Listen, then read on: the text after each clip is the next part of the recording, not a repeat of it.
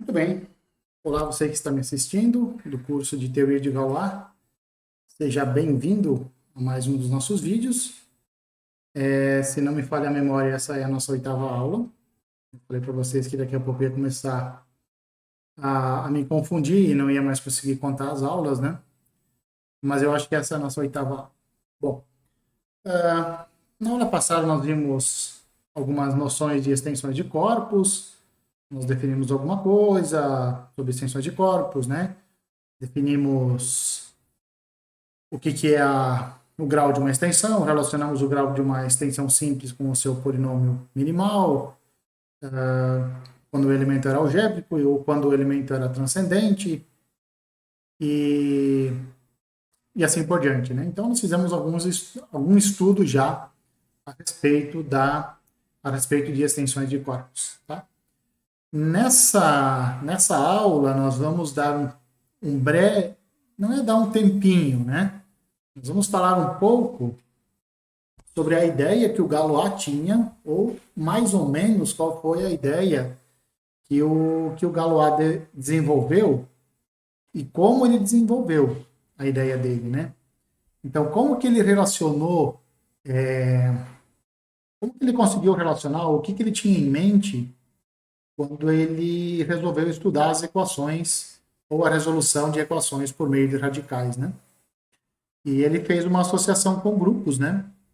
Então, hoje nós vamos ver mais ou menos o que o Galois fez, ou o que o Galois tinha mais ou menos em mente, e nós vamos ver como que nós vamos abordar esse assunto, não como o Galois abordou, mas nós vamos como que a gente faz a abordagem um pouco mais moderna desse assunto, e nós vamos ver aonde que entra a parte de extensões de corpos.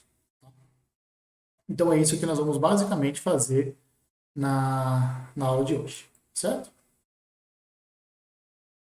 Então nós vamos falar sobre automorfismos de corpos, nós vamos dar a definição de grupo de Galois, a definição de corpos intermediários e também vamos falar um pouco sobre a noção de corpo fixo, certo? Então isso é mais ou menos a nossa ideia, tá? Como já observamos nas aulas anteriores, né, nós associamos um espaço vetorial a cada extensão de corpos, né? Então, quando você tem uma extensão LK, ou seja, um corpo contido, um corpo K contido num corpo L, você pode ver o L como um K espaço vetorial, usando a estrutura dele do corpo L, usando a estrutura de adição dele, usando a estrutura de multiplicação, mas tomando os escalares no corpo K. E isso, então, te dá uma estrutura de espaço vetorial a sua extensão de corpos. Né?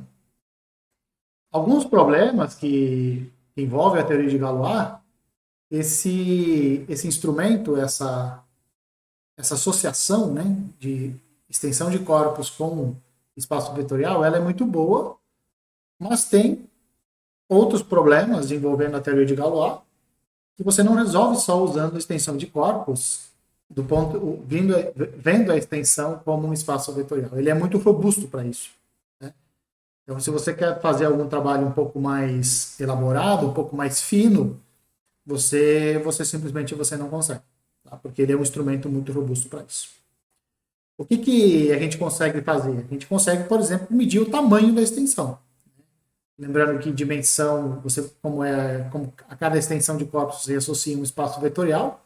Esse espaço vetorial tem uma dimensão, e essa dimensão, que é o grau da extensão, isso mede mais ou menos o tamanho da extensão. Tá? Mas ele não fala nada sobre a estrutura do espaço vetorial. Né? Não dá uma coisa estrutural, só diz mais ou menos qual que é o tamanho da extensão. O que o Galois fez, então? Né? O Galois se aprofundou um pouco mais na estrutura da extensão. Né? Ele não usou extensão, né? Mas ele foi mais a fundo na questão da estrutura e não dessa noção robusta que é a dimensão, né? Então, o que ele fez? Para cada polinômio, ele associou um grupo de permutações. E esse grupo de permutações é o que a gente atualmente chama de grupo de Galois do polinômio. Isso é em homenagem a ele, né? Já que ele começou com essa ideia, né? Então ele foi o precursor. Então isso pegou. Esse grupo é chamado então de grupo de Galois em homenagem a ele.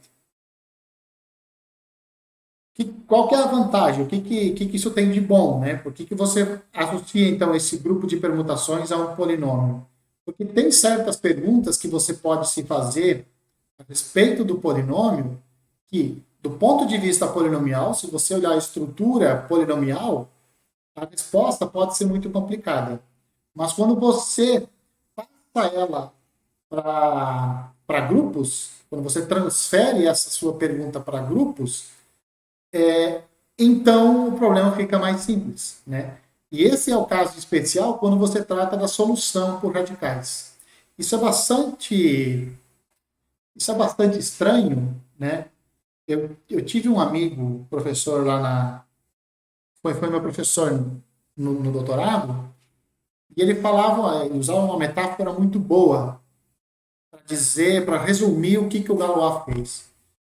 Ele dizia assim: você tem um problema envolvendo polinômios e você procura a solução em grupos. Uma teoria de grupos que aparentemente não tem nada a ver com polinômios. Ele falou assim: é mais ou menos igual cortar uma árvore com um ventilador. E dar certo.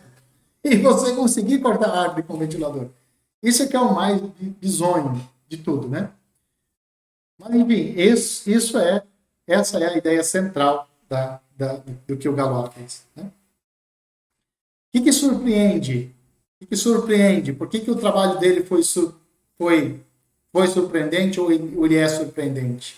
É porque na época do Galois não existia a noção de grupo ainda. Existia, assim, uma noção rudimentar, né? Alguns já tinham investigado, já tinham estudado um pouco as ideias por trás de grupos, né? Mas hoje aquilo que já tinha sido estudado em termos de grupos, hoje são meros exemplos, sabe? Então foi assim, não tinha muita coisa a respeito de grupos desenvolvidos, né?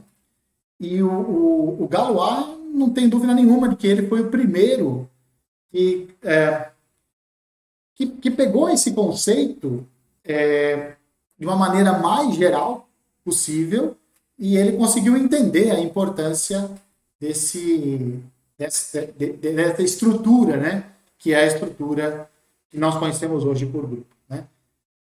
Então tinha esses exemplos, algumas coisinhas ali sobre grupos, mas não tinha uma noção generalizada ou, sei lá, grandes importâncias da teoria de grupos até aquele momento, né?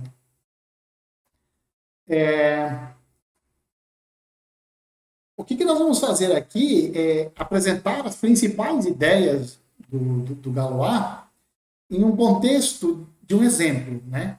Que é a equação de uma equação polinomial de grau 4, cujas raízes são conhecidas. Tá? Aí você fala assim, mas já que nós conhecemos as raízes, não vai ter muita graça. Vai. Porque é justamente para a gente entender mais ou menos o que o Galois fez, né? Nós só queremos entender aqui quais são as principais ideias do Galois e não entender exatamente o que o Galois fez. Tá?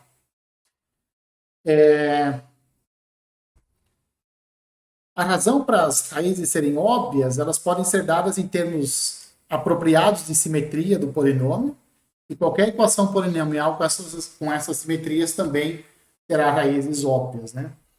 Então, o que nós queremos dizer aqui é o seguinte, que se você tem raízes conhecidas, e essas raízes elas são óbvias, né?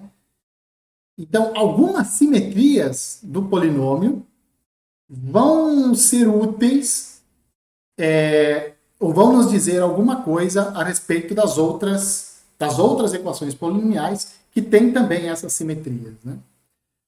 O que é a teoria de Galois? Ela é uma mistura da matemática clássica que se conhecia na época com uma visão um pouco mais moderna, né? Um pouco mais atual. Né? Para começar, nós vamos apresentar alguns conceitos básicos sobre o assunto, né? E explicar o tratamento abstrato que o Galois deu que o Galois desenvolveu a partir de algumas ideias originais que ele teve. Então, qual é o objetivo principal? Como nós já tínhamos dito antes, né, é estudar as soluções de equações polinomiais do tipo, sei lá, um polinômio igual a zero. O que essa teoria ela faz? Ela distingue basicamente aquelas equações que podem ser resolvidas por uma fórmula daquelas que não podem ser resolvidas por alguma fórmula.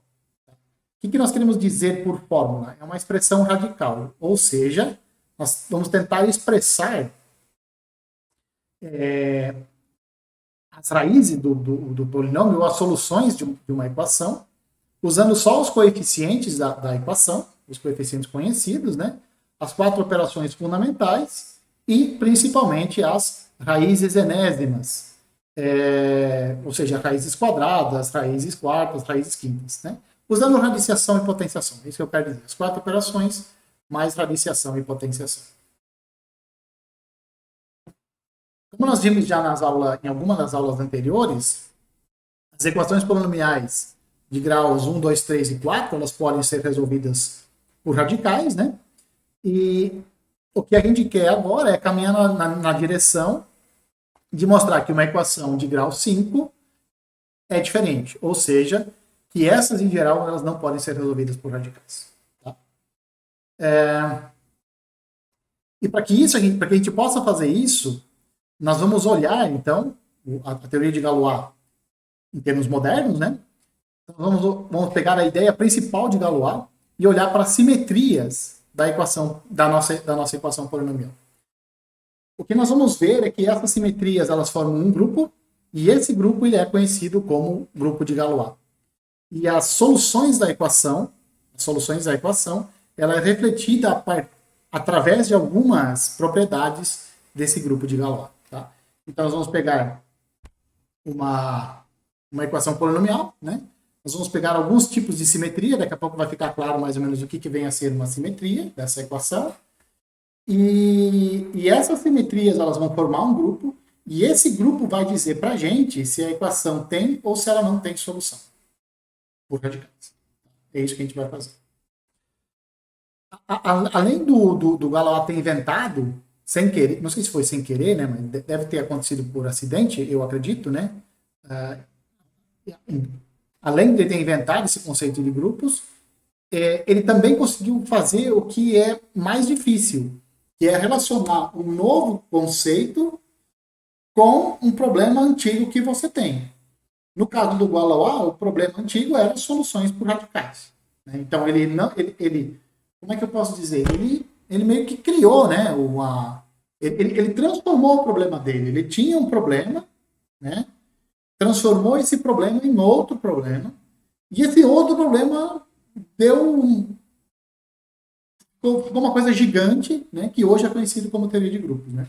E ele não só conseguiu criar essa nova teoria, né, essa teoria de grupos, mas como ele também conseguiu linkar o problema original que ele tinha com alguma coisa desse novo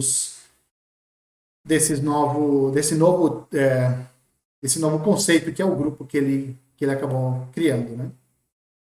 Para os padrões modernos, a abordagem que o Galois fez foi bastante concreta. Então, assim, para os termos atuais, ela não foi muito abstrata. Mas para a época em que ela foi desenvolvida, nos anos de 1820, 1830, mais ou menos, isso era absolutamente abstrato.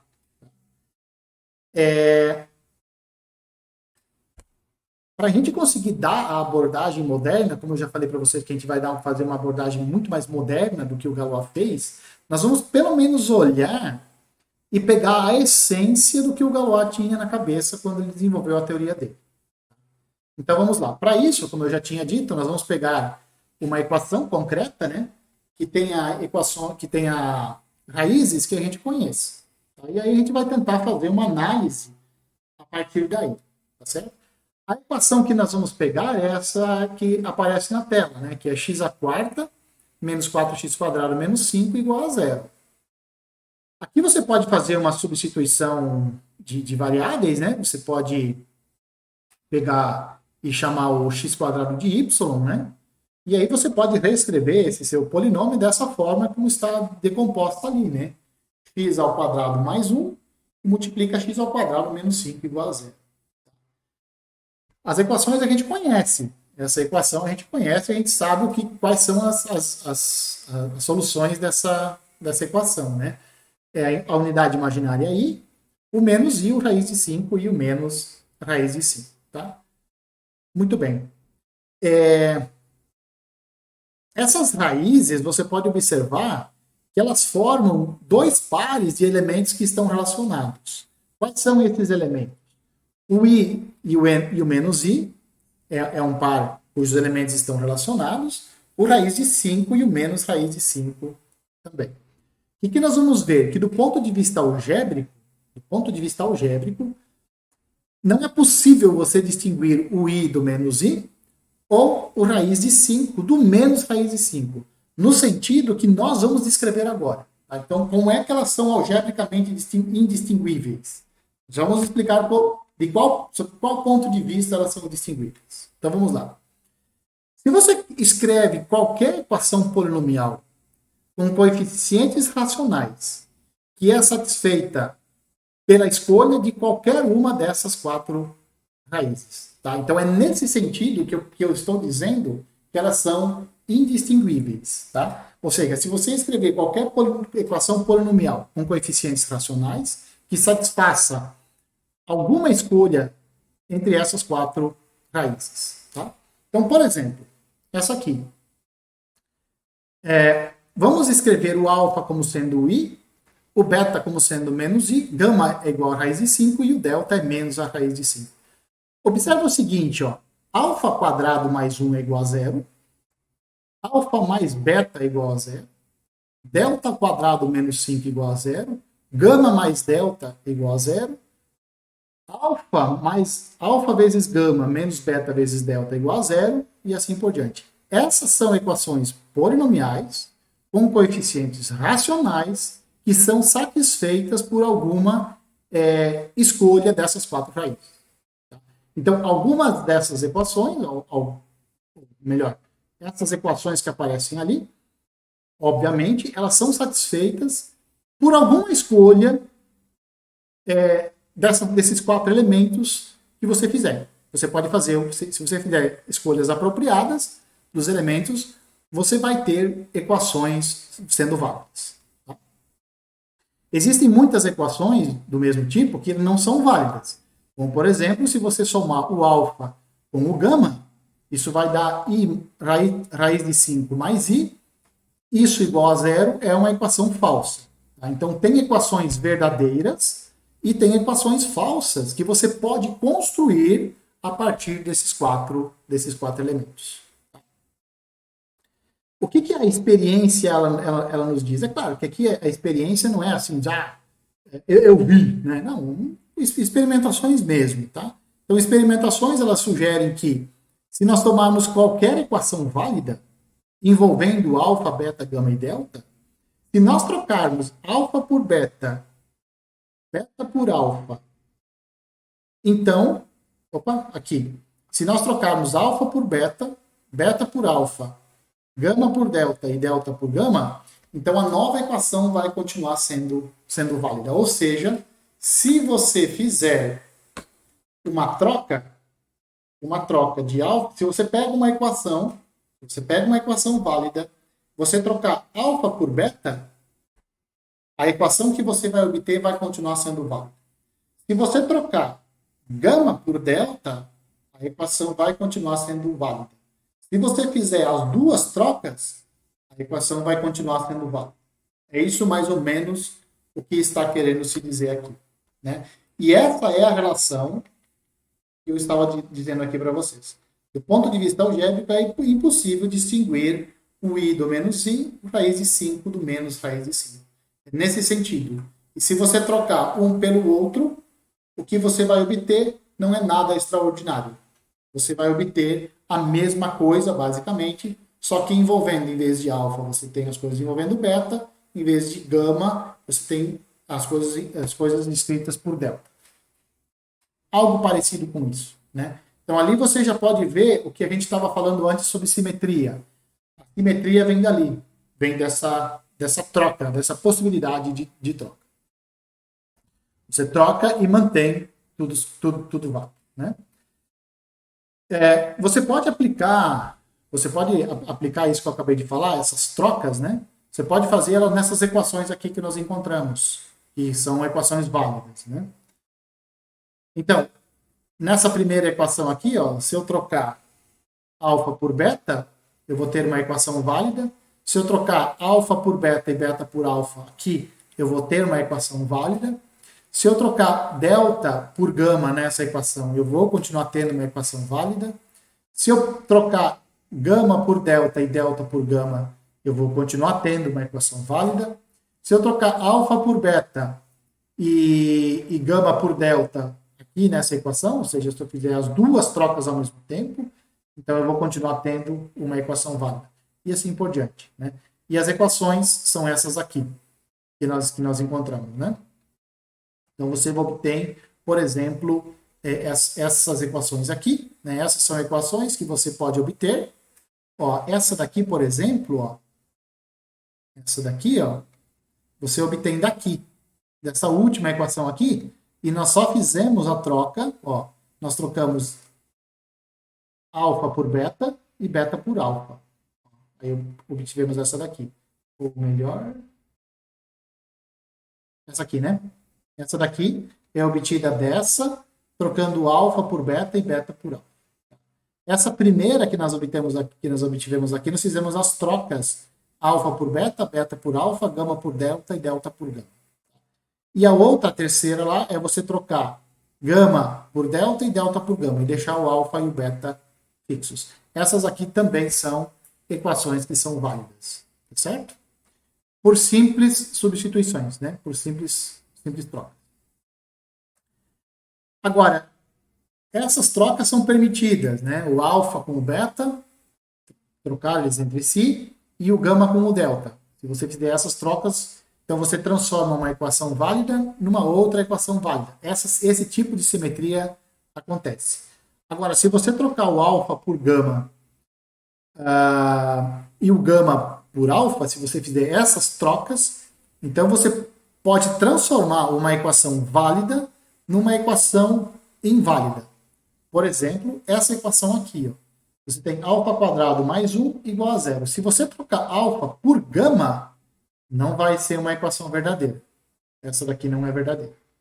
Se aqui, ó, em alfa mais beta igual a 0, você trocar alfa por gama, por exemplo, você não vai ter uma equação válida. Tá? Se você trocar beta por delta, por exemplo, nessa equação aqui, ó, beta por delta, você também não vai ter uma equação válida, certo? Então, as simetrias que você pode considerar aqui são literalmente trocar i por menos i e trocar a raiz de 5 por menos a raiz de 5. Essas trocas você pode fazer. Quando você faz essas trocas, as equações que você tinha, elas se mantêm, só que agora com outras variáveis. Agora, trocar o i com raiz de 5 e o raiz de 5 com o i, quando você faz essa permuta, quando você faz essa troca, aí a sua equação pode não ser mais uma equação válida. Se você for observar bem, essa troca de alfa por beta, gama por delta, delta por gama, beta por alfa, essas trocas aí que são permitidas e que mantêm as equações válidas, né? Isso são permutações, certas permutações específicas dos símbolos alfa, beta, gama e delta. Se nós usarmos a notação de ciclos, a troca de alfa por beta e beta por alfa é essa permutação aqui, ó, que é uma permutação do S4. Claro, você considera o alfa como sendo 1, o beta como sendo 2, o gama como sendo 3 e o delta como sendo 4. Né? Então você tem ali as permutações, você tem uma permutação do S5, do S4, desculpa. Então, essa permutação aqui, ela é o que a gente chama de transposição, né? Ela tem tamanho 2. Isso é uma transposição do S4. Aquela troca de gama por delta e delta por gama, isso você pode ver como essa permutação que a gente chamou de permutação S. ela troca gama por delta e delta por gama. O alfa e o beta eles ficam fixos. Aqui, ó, nessa permutação R, o alfa é movido no beta, o beta no alfa. O gama e o delta são dois símbolos fixos. Tá? Então, você pode perceber que aqui já aparece a noção de grupos. Essa é a noção de grupos que o Galois estava tentando desenvolver, ou que ele desenvolveu. Né?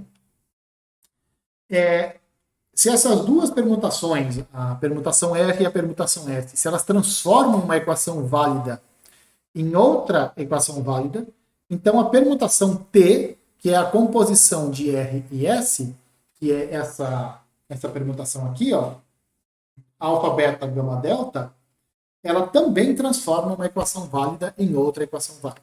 Tá? Isso você também pode verificar.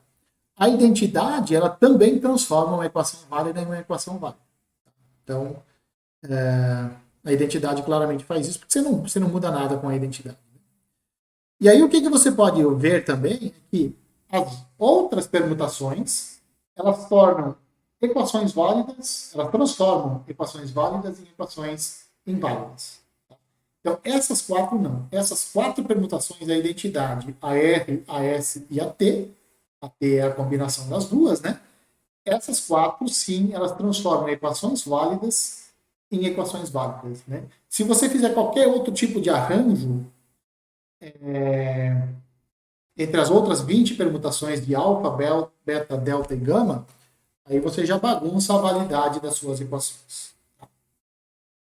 Por exemplo, se você pega essa permutação aqui, ó, e leva o beta no gama e o gama no beta, você transforma essa equação válida aqui, que é a que transforma a equação alfa mais beta igual a zero, na equação alfa mais gama igual a zero. Isso aqui é uma equação inválida, tá certo? Então, aquelas quatro específicas ali transformam equações válidas em equações inválidas. Um fato que ele é meio geral, eu nunca fiz a demonstração disso, né? Mas é que transformações invertíveis de um objeto que preservam certas características da estrutura, elas sempre formam um grupo. Que é exatamente isso que nós estamos vendo, né? São transformações, elas são transformações invertíveis, né? E elas preservam certas características de uma estrutura. Né? Nesse caso aqui, a estrutura é quando você faz a permuta, a equação obtida continua sendo válida. Né? Isso é o que a gente chama de grupo de simetria do objeto. Né? Essa terminologia ela é muito comum quando o objeto é uma figura geométrica. Isso você já deve ter visto. Né?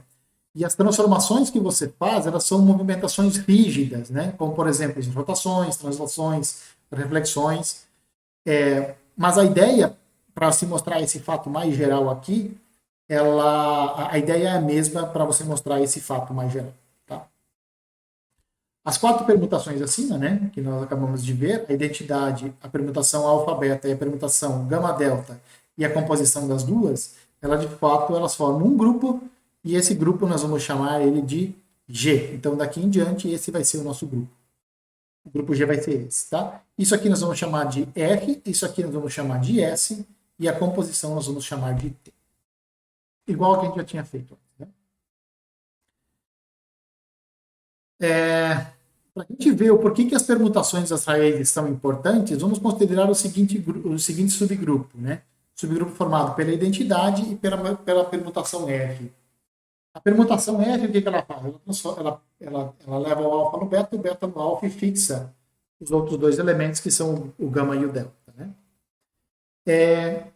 É claro que algumas expressões, algumas equações, né, envolvendo esses quatro símbolos, né, o alfa, o beta, o gama e o delta, elas vão acabar sendo fixas quando você aplicar as permutações desse subgrupo. Né? Então, por exemplo, se você aplicar a permutação R nessa equação aqui, ó, nessa expressão, né, alfa quadrado mais beta quadrado menos 5 gama mais delta, se você aplicar a permutação R aqui, ela vai te levar numa nova expressão, só que a nova expressão não é nada novo, é exatamente igual à primeira. Né? Então, é isso que a gente quer dizer aqui, que certas expressões envolvendo esses 4 elementos são fixas pelos elementos, pelas permutações que aparecem aqui no H. E são só 2, né? Que é a identidade e o R. Né?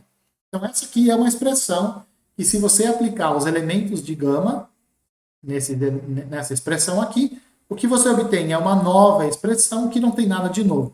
É exatamente igual ao anterior. Então essa expressão aqui, ela é fixa pelos elementos do subgrupo H. O que a gente pode ver aqui é o seguinte, que uma expressão ela é fixa pelo R, sem somente se ela é simétrica em relação a alfa e beta. O que eu quero dizer com simétrica em relação a alfa e beta? Né? Simétrica significa que, se você trocar alfa por beta e beta por alfa, o que você vai obter não é nada novo.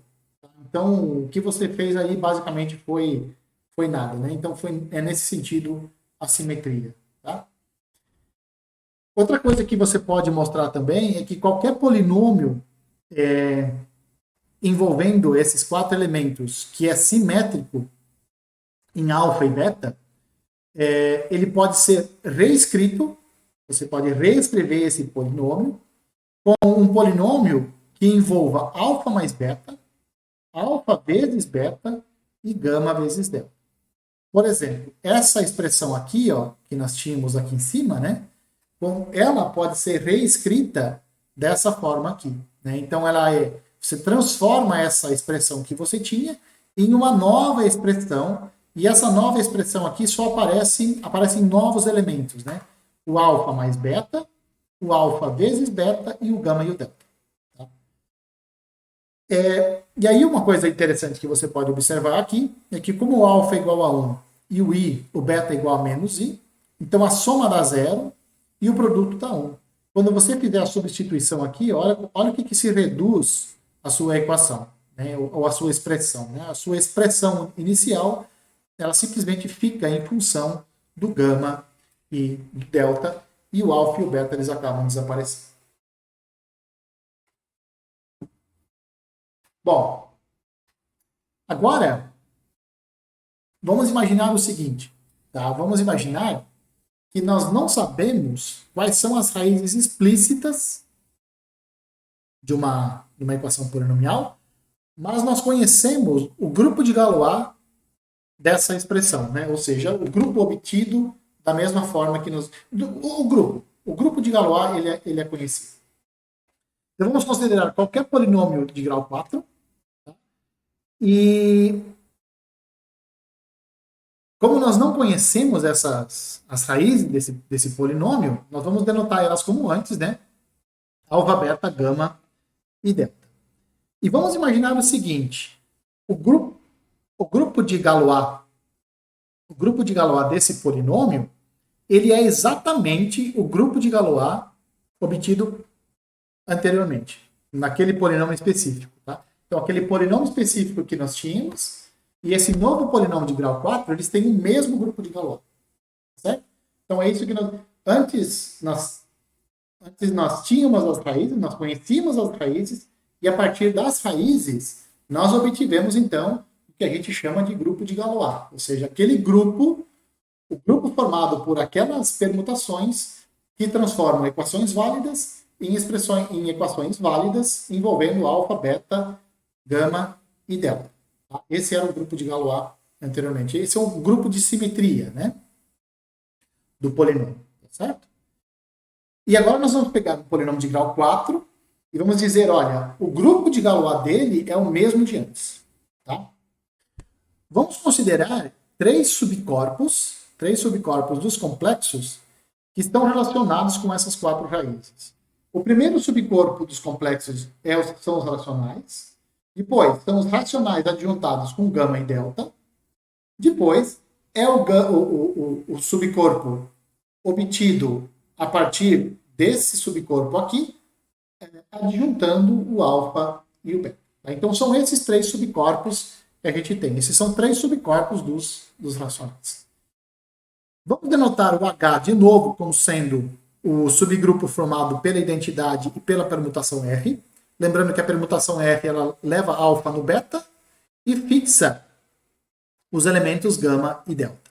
Já a permutação S, ela fixa o alfa e o beta, e ela permuta o gama e o delta. Tá certo? Além disso, vamos supor o seguinte.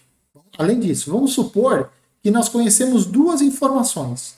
Primeiro, os números fixos pelo subgrupo H são esses elementos aqui. Ou seja, os elementos fixos pela identidade e pelo R são esses números aqui. São os números obtidos pelos racionais adjuntado o gama e o delta. E vamos imaginar que os números fixos pelo grupo todo, pelo todo o grupo de Galois, é precisamente os racionais. Então, os elementos fixos por todos os elementos são só os racionais.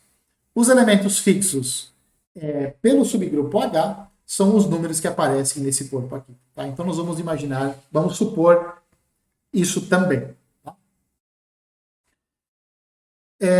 O que nós queremos fazer agora? Nós podemos trabalhar para tentar descobrir como resolver a equação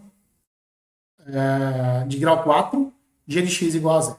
Tá? E nós vamos trabalhar da seguinte forma. Observe o seguinte, ó. Como alfa mais beta é igual a beta mais alfa, e alfa beta é igual a beta alfa, então nós temos que o R ele fixa claramente o alfa mais beta e o beta mais alfa. Por quê? Justamente por causa dessas duas equações aqui. Se você tem essa expressão, alfa mais beta, se nessa expressão você aplicar a R, você vai obter a expressão beta mais alfa. Mas como você está num anel comutativo, isso daqui é verdadeiro, né? Então essa expressão aqui é válida, idem para essa expressão aqui. Essa expressão, se você aplicar a permutação R, você vai transformar, no lugar do alfa você vai colocar beta, no lugar do beta você vai colocar alfa. E essa expressão aqui, essas duas expressões elas são iguais, né? Então por isso que a gente fala que o R ele fixa essa expressão e fixa essa expressão aqui também. Tá? Agora o que diz o item 1? Ó? O item 1 fala que os números fixos pelo gama são esses elementos aqui. Como os elementos de H, que é o R e a identidade, né? Como eles fixam essas expressões aqui, como eles fixam alfa mais beta e fixam o alfa vezes beta, então alfa vezes beta tem que estar aqui. Porque aqui estão os números que são fixos pelos elementos de H. Eles estão aqui dentro. Então, alfa mais beta e alfa vezes beta obrigatoriamente precisam estar nesse corpo aqui. Tá? Agora, olha só. Observe que x menos alfa que multiplica x menos beta, você pode escrever assim. X ao quadrado mais alfa mais beta vezes x mais alfa vezes beta. Ou seja, alfa e beta, que são as raízes dessa equação aqui igual a zero, alfa e beta são as raízes dessa equação. Por um lado. Pelo outro lado, você pode aplicar a fórmula de Bhaskaras,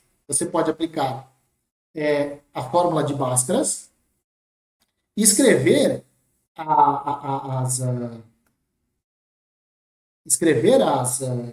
as raízes em função de gama e de delta. Por quê? Porque alfa mais beta e alfa vezes beta, você escreve em função de gama e delta. Então, alfa mais beta e alfa vezes beta estão escritos em função do gama e do delta.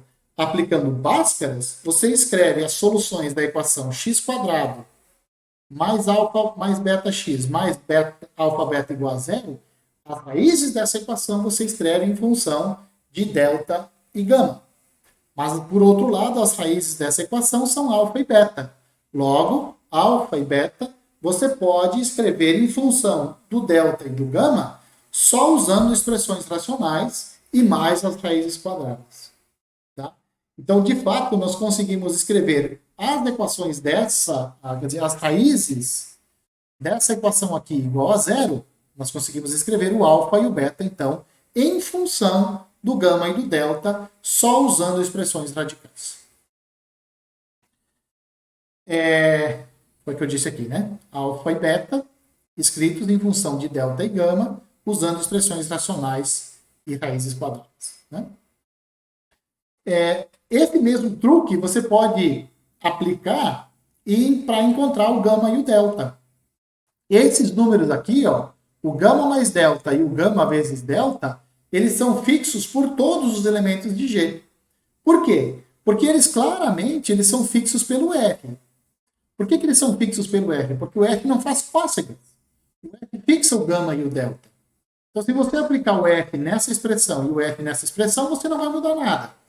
Se você aplicar o S nessas expressões, você vai obter delta mais gama e você vai obter delta vezes gama. Né? Vai permutar aqui e vai permutar aqui esses elementos. Né? Então, o que você vai obter? Nada de novo. Né? Então, realmente elas são fixas. Tanto essas duas aqui, elas são expressões, esses números aqui, né? Eles são dois números que são fixos pelo R e pelo S.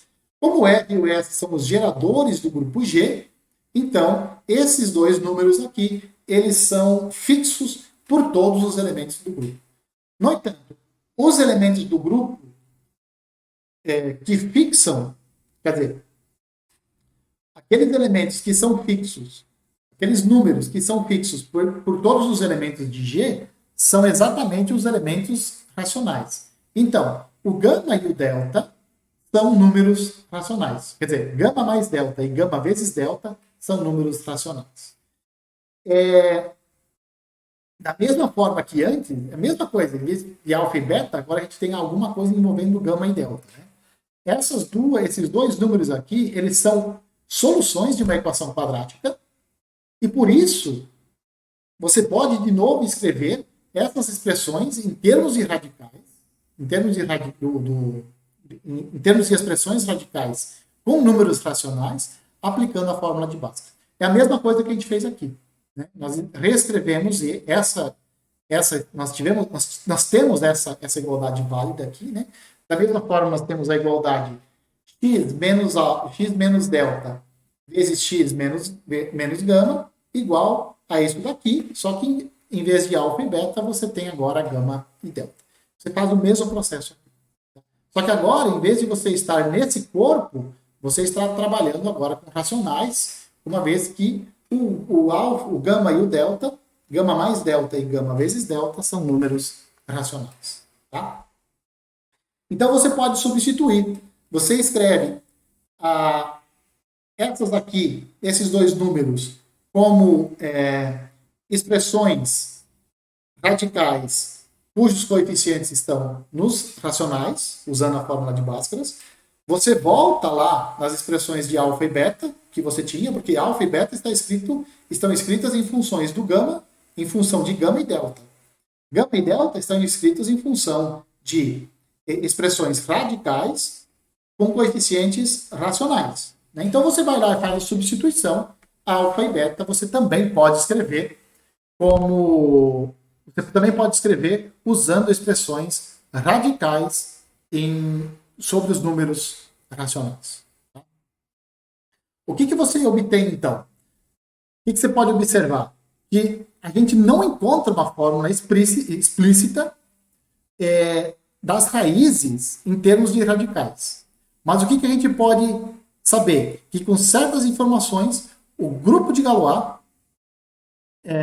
com algumas informações explícitas do grupo de Galois, nós mostramos que elas necessariamente existem, ou seja, que as raízes de um polinômio são expressas em função de radicais e só envolvendo coeficientes racionais. Conhecendo o grupo de Galois, né, como nós conhecíamos. Uma coisa importante que esse exemplo mostra é que a estrutura do subgrupo H ele está intimamente relacionado com a possibilidade de resolver essa equação, g de x igual a zero. Né? O que o Galois descobriu? Que essa relação ela é muito mais profunda do que a gente imagina. Por exemplo, a prova de que uma equação de grau 5 não pode ser resolvida por uma fórmula se resume à seguinte propriedade. Essas equações não têm o tipo certo de grupo de Galois. Foi isso mais ou menos que ele descobriu. Através dos artigos, isso aí eu peguei de um livro, né? Os artigos do Galois que ainda restam, eles não trazem uma prova explícita desse fato, né? Que o grupo de Galois é o grupo de Galois errado, né? E o que se espera, que se imagina é que isso tenha acontecido porque ele já considerava que essas equações de grau 5 eram insolúveis. Ele já considerava isso um fato conhecido. Tá? Como eu já tinha dito antes, a abordagem moderna da teoria de Galois, ela é diferente, mas na prática tem várias coisas que têm aspectos muito parecidos. As permutações das raízes que preservam relações algébricas, elas são substituídas por um grupo de simetria desse subcorpo aqui dos complexos, que é o corpo gerado pelas raízes do g de x. Observe que esse corpo aqui ele é obtido a partir dos racionais, adjuntando as 4 raízes do nosso polinômio. Então, grupo de permutação das 4 raízes dá lugar a um certo grupo de simetria desse subcorpo aqui. Esse grupo de simetria que se considera é o grupo dos automorfismos desse corpo aqui. Tá?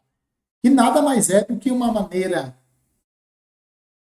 mais bonita de dizer a mesma coisa que o Galois diz. Então, em vez de você pegar e permutar raízes, você trabalha agora com os automorfismos desse corpo aqui. Essa é a ideia. Isso é o que se faz modernamente, em detrimento ao que o Galois fez em termos de grupo de simetria. Ou grupo de permutação. Né? Na época do Galois, a maioria dos polinômios eles eram com coeficientes inteiros ou racionais. Agora também já se dá ênfase a subcorpos dos complexos. Né? Então, os coeficientes não precisam estar necessariamente nos inteiros ou nos racionais, mas eles podem estar em subcorpos dos complexos. As raízes de um polinômio elas determinam um novo corpo, que é obtido a partir da adjunção das raízes desse polinômio ao corpo base. Né? Então, se você tem um polinômio f de x com coeficientes em k, então você pega o corpo k e adjunta as raízes desse polinômio. E aí você obtém um novo corpo, que aqui a gente denotou por corpo L. O que a gente considera essa extensão de corpos aqui? A extensão LK. Ou seja, o corpo base, onde estão os coeficientes do polinômio, esse é o corpo base, e o corpo maior, então, é o corpo que você obtém adjuntando a esse corpo base as raízes do seu polinômio. Por isso que, enquanto o Galois fala de polinômios, o que nós vamos falar são extensões de corpos. E o grupo de Galois do polinômio, de Galois que antes era um grupo de permutações, agora ele vai se tornar o grupo dos K-automorfismos de L. E é isso que a gente vai fazer. Então, em vez de nós estudarmos polinômios, nós vamos falar em extensões de corpos. Em vez de nós falarmos de grupo de simetria das raízes, ou seja, grupo de simetria é aquele que mantém equações válidas, em vez de nós falarmos desse grupo, nós vamos falar de grupo dos K-automorfismos do corpo L, né? Aquele corpo que é obtido do K adjuntando as raízes do polinômio. Então, essa é a grande diferença entre uma teoria e outra. E aí nós temos algumas definições, né? Essa definição ela já foi vista na aula passada e fala o seguinte: se você tem K um subcorpo de L, então um automorfismo sigma de L ele é um K-automorfismo se ele fixa todos os elementos do corpo K. Tá? Então, um automorfismo de L que fixa os elementos de K, isso a gente chama de K-automorfismo de L. Você pode observar que a conjugação complexa ela é um R-automorfismo, tá? E uma pequena propriedade aqui é que se você tem uma extensão de corpos, então o conjunto dos K-automorfismos de L eles formam um grupo com a composição. E esse é um exercício, mostrar que isso, de fato, é um grupo, com a composição. Tá? O que vem a ser, então, para a gente agora? Lembra, o grupo de Galois antes era um grupo de simetria, né? Era um grupo de permutações que transformavam equações válidas em equações válidas. Agora, o que vai ser para nós o grupo de Galois de uma extensão? Vão ser aqueles automorfismos de L que são K-automorfismos. Isso é o que a gente chama de grupo de Galois da extensão LK. Então, LK é uma extensão qualquer. O L não precisa ser o K adjuntado com as raízes de um polinômio, não precisa ser mais. Essa já é uma abordagem mais geral. Então, uma extensão qualquer extensão LK. O grupo de Galois dessa extensão são os automorfismos de L que fixam os elementos de K. Os K-automorfismos de L, né? Primeiro exemplo, vamos determinar quem são ou quem é o grupo de Galois da extensão complexos reais. Ou seja, nós queremos todos os automorfismos dos complexos que fixam os elementos dos reais. Bom, observe o seguinte. Para nós determinarmos um elemento desse grupo de Galois, aqui no grupo de Galois só tem R automorfismos dos complexos.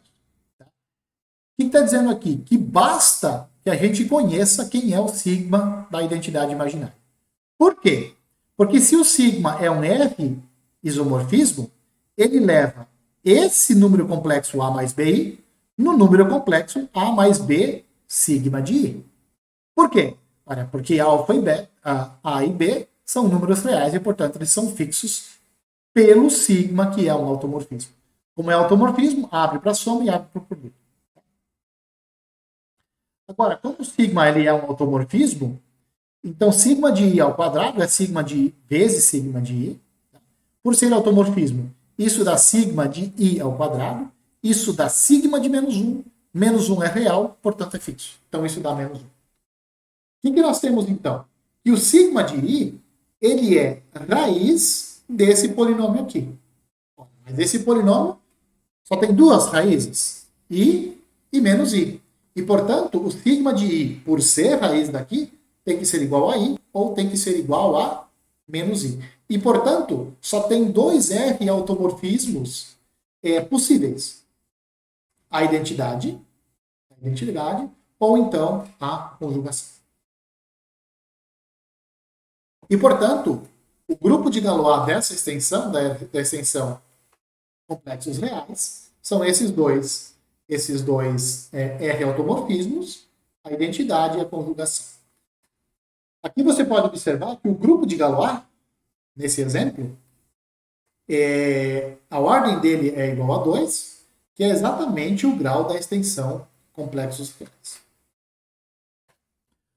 Um outro exemplo, vamos determinar agora o grupo de Galois dessa extensão aqui, que é a seguinte. Esse corpo é obtido dos racionais adjuntado o raiz cúbica de 2. Tá? Então, é dessa extensão aqui que nós estamos falando, e dessa extensão que nós vamos calcular o grupo de Galois.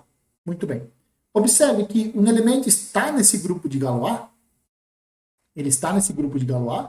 Então, ele é um automorfismo daqui que fixa os elementos dos racionais.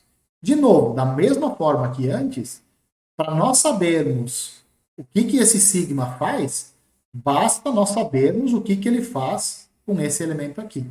Por que isso acontece? Porque nós já sabemos, os elementos daqui são na forma A mais B raiz cúbica de 2 mais C raiz cúbica de 4. Nós já sabemos disso. Nós já mostramos isso nas aulas anteriores. Né? Que é exatamente A mais B vezes esse polinômio, mais C.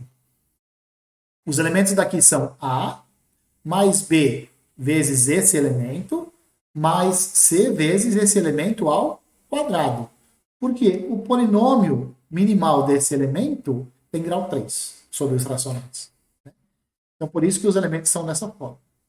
E, portanto, se eu souber quanto que vale isso daqui, eu vou saber exatamente quanto que vale o sigma. Então, basicamente dizer que ele faz com esse elemento adjuntado? Muito bem, observe o seguinte, ó. A sigma de raiz cúbica de 3 ao quadrado é igual a sigma de 2, só que o 2 é fixo, porque o 2 ele é um número racional. Então, o que eu tenho? Eu tenho que isso é um elemento, sigma de raiz cúbica de 2, é um elemento desse corpo, e ele é raiz desse polinômio aqui. Aqui é raiz cúbica, tá? Raiz cúbica é x ao cubo menos 2. Então, esse elemento, sigma da raiz cúbica de 2, é raiz de x ao cubo menos 2, e é um elemento que está aqui dentro. Mas espera. A única raiz desse polinômio aqui é a raiz cúbica de 2. Então, se esse sujeito é um elemento daqui, que é raiz desse polinômio, é porque tem que ser igual. Então, a sigma de raiz cúbica de 2 tem que ser igual à raiz cúbica de 2. E assim, o único q-automorfismo desse corpo é a identidade. Né?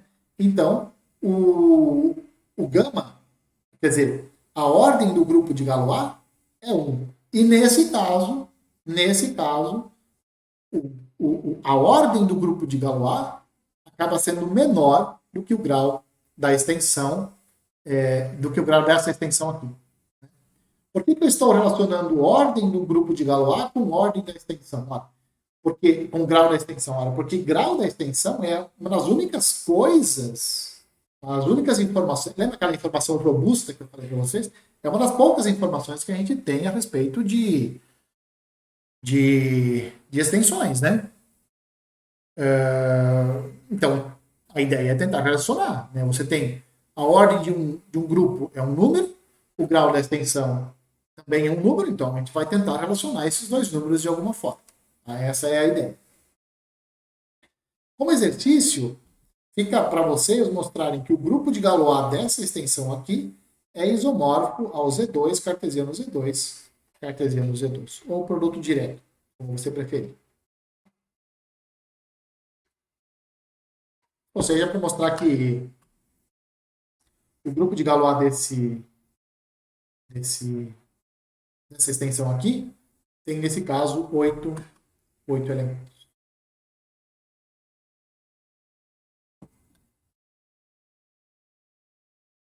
Uma coisa que não é muito difícil, tanto é que eu deixei para vocês provarem como exercício, que o conjunto dos automorfismos de uma extensão é um grupo. Isso não é o bicho de 7 cabeças mostrar. Mas isso não diz muita coisa. Para que o grupo de Galois seja realmente importante, ele tem que de alguma forma, refletir alguma coisa sobre a estrutura da extensão. Não sei como, mas ele precisa. O que Galois fez? O que o Galois descobriu, na verdade? Né? Que, sob certas hipóteses,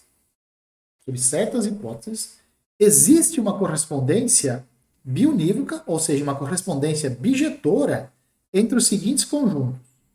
Os subgrupos do grupo de Galois e os subcorpos de L que contém o K. Então, sob certas hipóteses extras, não são hipóteses gerais, a gente precisa de hipóteses extras, existe uma correspondência bijetora entre esses dois conjuntos aqui. Se nós tivermos uma correspondência entre esses dois conjuntos, então sim. Então o grupo de Galois vai nos falar alguma coisa sobre essa estrutura dessa extensão. É isso que nós vamos procurar. Nós vamos procurar uma relação entre a estrutura do grupo de Galois, por exemplo, a estrutura de subgrupos, tá? E a estrutura da extensão, ou seja, subcorpos do L que contém o K. Tá? Então é isso que nós vamos tentar fazer. Antes da gente buscar essa correspondência, mostrar que isso aqui é uma correspondência biunívoca, vamos tentar mostrar como que isso pode ser feito. Então vamos lá. Dada uma extensão LK, os subcorpos do L que contém K, eles são chamados de corpos intermediários. É claro, pensa o seguinte, você tem o L e você tem o K. Você tem o corpo K contido no corpo L. Se você pega um corpinho aqui no meio, ou seja, um corpinho está contido no L, mas ao mesmo tempo contém o K, você tem um corpo intermediário. Intermediário no sentido de ele está entre o L, ele está entre o K e o L, ele está no meio desses dois, de alguma forma. Não exatamente no meio, mas você entendeu, né? Ele está aqui, nesse intervalo. Para cada corpo intermediário, nós podemos associar a ele esse grupo de Galois aqui. Quem é esse grupo de Galois? São todos os automorfismos de L que fixam os elementos de M. Ou seja, são todos os M automorfismos de R. Esse é o M estrela. Esse é o M estrela. São os automorfismos de L que fixam os elementos de M. Certo? Muito bem. O que nós temos então? Quem que vai ser o K estrela? O K estrela são todos os automorfismos de L que fixam os elementos de K. Isso é o grupo de Galois inteiro. Quem é o L estrela? O L estrela são todos os automorfismos de L que fixam os elementos de L. Identidade. Só a identidade fixa todos os elementos de L. Ora, um automorfismo de L que fixa todos os elementos de L, só a identidade. Tá certo? Então, o K estrela é o grupo de Galois inteiro e o L estrela é a identidade. Tá? Agora, olha só. Se você tem essa extensão de corpos aqui, ó, você tem a extensão LK. Você tem dois corpos intermediários, o corpo M e o corpo F. Se além disso, o corpo M está contido no corpo F, então o F estrela está contido no M estrela. Por que isso acontece? Você percebe que calcular as estrelas de subcorpos significa trocar a inclusão? A inclusão muda, né? Que era M estar contido no F, torna-se F estrela contido no M estrela. Por que é que isso acontece? Porque, olha só, quem está no F estrela? No F estrela estão todos os automorfismos de L que fixam os elementos de F. Ora, se os elementos de F estão fixos, os elementos de M também serão fixos. Então, todo elemento que está aqui também estará lá. F estrela, automorfismos de L que fixam os elementos de F. Quem está no M estrela? Automorfismos de L que fixam os elementos de M. E, portanto, se você pega um elemento que está no F estrela, ele é um automorfismo de L que fixa os elementos de F, e, portanto, ele também vai fixar os elementos de M. Então, por isso que essa inclusão aqui ela é invertida. E por isso nós temos o seguinte, que se M é um corpo intermediário de LK, então esse grupo de Galois da extensão LM é exatamente um subgrupo do grupo de Galois da extensão LK. Por quê? Porque se você pega o que vem a ser um elemento do grupo de Galois? Olha, são os automorfismos de L, que fixam os elementos de M. Esse é um elemento daqui. Se ele fixa um elemento de M, ele obrigatoriamente vai fixar os elementos de K também. Então, todo elemento daqui é um elemento de lá. E, portanto, isso vai mostrar para você que isso daqui é um subgrupo de lá, porque isso aqui é um grupo. Isso é um grupo de Galois da extensão LK, da extensão LM, que está contido nesse grupo aqui, no grupo do grupo de Galois da extensão LK. E, portanto, isso é um subgrupo. É um grupo contido no outro, é um subgrupo. Agora, nós também podemos fazer o contrário. Ou seja, o que nós fizemos aqui? A partir de um corpo intermediário, nós construímos um subgrupo do grupo de Galois. Isso foi o que nós fizemos. Nós podemos fazer o processo inverso. A cada subgrupo do grupo de Galois, nós podemos associar a ele um corpo. Nós vamos provar que é corpo. Qual? A princípio é um conjunto. Qual conjunto vai ser esse que nós vamos associar? São aqueles elementos que estão no L e que estão fixos por todos os elementos de H. Opa! Isso tem muito a ver com o que nós já fizemos lá atrás. Lembra quando nós tínhamos aquele subgrupo H que fixava certas expressões? Aquele grupo que não alterava as expressões? Lá era alfa quadrado mais beta quadrado menos 5 gama vezes delta, né? Lembra que nós aplicamos aquela permutação R, que a expressão não alterava? Então, vem de lá. Vem de lá esse conjunto aqui. Tá? Então, o que nós estamos colecionando agora? Dado um subgrupo do grupo de Galois, nós estamos colecionando os elementos do L, do L, que são fixos por todos os elementos de H. Então, isso daqui é um subconjunto do L. Quem está lá? Os elementos que são fixos por todos os elementos de H. E H é subgrupo do grupo de Galois. Ou seja, que conjunto é esse? São todos os elementos fixos pelos automorfismos que compõem o H. O que a gente vai mostrar agora? Isso aqui, de fato, é um corpo intermediário dessa extensão LK. Então, vamos lá. Então, se H é um subgrupo do grupo de Galois, então o H+, é um subcorpo de L que contém K. E esse cara ele é chamado de corpo fixo de H. Claro. Não tem como você dar outro nome para ele. Corpo fixo de H. Você só está colecionando os elementos que são fixos pelo H, chama de corpo fixo, né? Vamos mostrar que é um corpo, e nesse corpo só tem elementos fixos pelo H. É o corpo fixo por H. Então vamos lá. Vamos pegar dois elementos que estão no H+.